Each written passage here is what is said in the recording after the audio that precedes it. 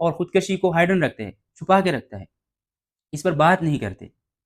تو جو پاکستانی ڈیٹا ہے وہ اتنا ریلائبل تو نہیں ہے، لیکن 2019 میں ایک رپورٹ کے مطابق پاکستان میں پر ایئر 19,000 لوگ خودکشی کرتے ہیں، اور اگر اس کا ہم ایوریج نکالیں تو پر ڈے تقریباً 50 سے 55 لوگ جو ہے اپنی جانوں کو ختم کر دیتے ہیں، اور یہ ہمارے لیے ایک لمحہ فکریہ ہے، ایک سوچنے کی بات ہے۔ اور خودکشی جو ہے یہ ایک فرد کا مسئلہ نہیں ہے بلکہ ایک سماج کا مسئلہ ہے، اور اس کے لیے ہم سب نے مل کر کام کرنا ہوگا۔